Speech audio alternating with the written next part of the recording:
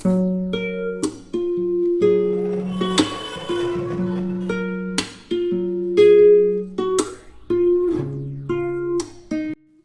সবাইকে, তোমরা সকলে কেমন আছো? আশা করছি ভালো আছো, আর আমি মোটামুটি বেশ ভালো আছি। তো আমরা যেহেতু দরকায় দুদিন ছিলাম, তো এটা সেকেন্ড দিনের ভিডিও। সেকেন্ড দিন আমরা বেশ সকাল সকাল ফ্রেশ ট্রেশ হয়ে চলে গিয়েছিলাম দ্বারকাধীশের উদ্দেশ্যে দর্শন করার জন্য। যেহেতু তৃতীয় দিন আমরা থাকছি, তো আমরা এই সুযোগটা ছাড়ছিলাম না। তো আমরা সকাল সকাল উঠে ফ্রেশ হয়ে চলে গিয়েছিলাম। তারপরে দ্বারকাধীশের সুন্দর দর্শন করে, মন ভরে দর্শন করে, যেটা বলবো, দ্বিতীয় দিন আমরা অনেক টাইম ধরে এখানে ছিলাম মন্দিরে। অনেকক্ষণ ধরে ছিলাম, দিয়ে থেকে বসে অনেক মনকে শান্তি করে তারপরে এখান থেকে বেরিয়েছি। তো কারণ প্রথম দিন আমরা সেরকম দর্শন খুব একটা করতে পারিনি, কারণ ভিড় আর সেরকম বুঝতেও পারছিলাম না। তো সেকেন্ড দিন আমাদের খুব ভালো দর্শন হয়েছিল। এবং তারপরে আমরা গোমতী ঘাট হয়ে চলে গিয়েছিলাম এই আরেকটা নতুন সমুদ্র, সি বিচ যেটা বলতে পারো, সমুদ্র সৈকতে। তো সেটা গোমতী ঘাটের একটু দূরে। তো দ্বিতীয় দিন সময় ছিল, তো আমরা সেখানে চলে গিয়েছিলাম। ও সেখানেও বেশ সুন্দর সকাল সকাল ঠান্ডা হাওয়া, এত ভালো লাগছিল। তো সেখানে আমরা কিছুক্ষণ টাইম স্পেন্ড করি, একটু ভিডিও করি, একটু ফটোগ্রাফি করি। আর সেদিনকে না মেঘলা আকাশ, টিপ টিপ বৃষ্টিও পড়ছিল, তাই জন্য না এই ফটো ভিডিওসগুলো না খুব একটা ভালো আসেনি। তো যাই হোক, সেখানে কিছুক্ষণ থাকলাম আমরা, অনেকক্ষণ টাইম একটু বসে রিফ্রেশ হলাম, হয়ে নিয়ে তারপরে চলে এসেছিলাম আবার হোটেলের দিকে। সেদিনকার আমাদের দুজনেরই শরীরটা একটু খারাপ হয়ে যায়, একটু শরীরটা খারাপ হয়ে যাওয়ার জন্য সেরকম বাইরে বেরোতে পারিনি। আমাদের প্ল্যানিং ছিল যে দ্বিতীয় দিন যেহেতু আমরা দরগায় থাকছি, মানে আমাদের সেই রাতের দিকে বাস ছিল, তো সেই জন্য আমরা দরগার যে আশেপাশে যে যে স্পটগুলো রয়েছে লোকাল, সেগুলো ঘুরে দেখব।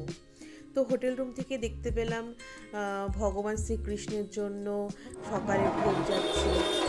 সেটা দেখলাম, আমাদের খুবই ভালো লাগলো। মানে এরকম দৃশ্য দেখাই যায় না। তো এগুলোও একটা কি বলবো, ভগবানের কৃপা ছাড়া কিছুই বলবো না। তো তারপরে আমরা বিকেলের দিকে চেক আউট করে গিয়েছিলাম, এবং চেক আউট করে আমাদের এই স্পটটা না মিস হয়ে গেছিলো। তো ভাল্কেশ্বর মহাদেব টেম্পল, তো সেখানে গেলাম। সেটাও সমুদ্র সৈকতের উপর অবস্থা, এত সুন্দর দৃশ্য, মানে কি বলবো। বিকেলের দিকে সানসেট টাইমে আমরা গিয়েছিলাম। এখানে মেনলি না এই সানরাইজ এবং সানসেটের টাইমটা বেশি সুন্দর লাগে। তো আমরা সেই মতো সানসেটের টাইমে গিয়েছিলাম, কিন্তু সেদিন তো সান দেখাই যাচ্ছিল না, কারণ প্রচণ্ড মেঘলা আকাশ ওয়েদার ছিল। তো তারপরে সেখানে গেলাম, এত সুন্দর দৃশ্য, এত সুন্দর, মানে কি বলবো, ফোন ক্যামেরাতে এগুলো না, মানে এই সেই সৌন্দর্যটা জাস্টিফাই করতেই পারে না। তো যাই হোক, সেখানে খুব সুন্দর আমাদের বাবার দর্শন হলো। সেখানেও মহাদেবের একটা শিবলিঙ্গ রয়েছে, এবং সেখানে একটা অখণ্ড দ্বীপ রয়েছে, মানে অখণ্ড প্রদীপ রয়েছে, সেটা অনেকক্ষণ সারাক্ষণই জ্বলতে থাকছে। খুবই অপরূপ দৃশ্য, তুমি দেখো তোমরা, চারিদিকটা মেঘলা আকাশ, আর মাঝখানে আমাদের ভোলে বাবা মহাদেব বিরাজ করছে। ওই যে অখণ্ড দ্বীপ জ্বলছে, তোমরা যদি একটু ভালো করে লক্ষ্য করো ভেতরে, মন্দিরের ভেতরে, সেটা তোমরা দেখতে পাবে।